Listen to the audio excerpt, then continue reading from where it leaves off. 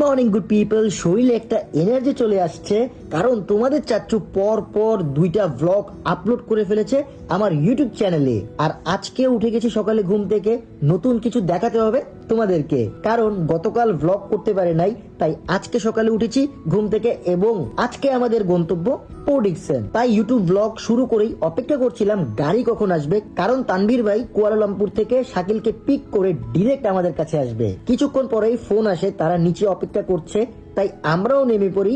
এরপর গাড়িতে উঠে দুপুরে আমরা রওনা হই পোর্ট ডিকসনের উদ্দেশ্যে। কিন্তু এর মাঝেই একটা আকাম হয়ে যায় গাইস, আমরা ভুল করে গ্রামের রাস্তায় ঢুকে পড়ি, তারপর গাড়ি ঘুরে আবার সঠিক পথে যাত্রা শুরু হয়। তবে এদের এসব কাজে আমি ক্লান্ত হয়ে 1 ঘন্টার একটা ঘুম দিয়ে দেই। ঘুম থেকে উঠে দেখি এখনো পৌঁছায় নাই। শনিবার হওয়ায় রাস্তায় অনেক জ্যাম ছিল, দুপুরে সবার ক্ষুধা পেয়েছিল।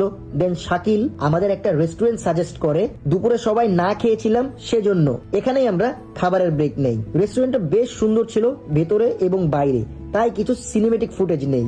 বাইরে কিছুক্ষণ মজ মাস্তি করে ভেতরে চলে আসি, আমাদের খাবারগুলো রেডি হয়ে গিয়েছে। এখানে আসার পর একটা জিনিসে প্যারা খাইছি, এখানে শুধু মালয়েশিয়ান ফুড পাওয়া যায়। যাই হোক, কিছু করার নেই, এই খাবারগুলোই সবাই খেয়ে নেই। এরপরে কিছু পয়েন্টে আমরা দাঁড়িয়েছিলাম, সুন্দর সব ভিউ ছিল এইসব জায়গায়। কিছুক্ষণ থেমে আড্ডা দিয়ে আমরা আবার ব্যাক করি কুয়ালালামপুরের উদ্দেশ্যে। আর এখন আমাদের প্রায় 100 কিলোমিটার যেতে হবে। আবার হাইওয়ে ধরে আমরা ফিরতে থাকি, রিল্যাক্সে ড্রাইভ করে আমরা চলে আসি কুয়ালালামপুরে।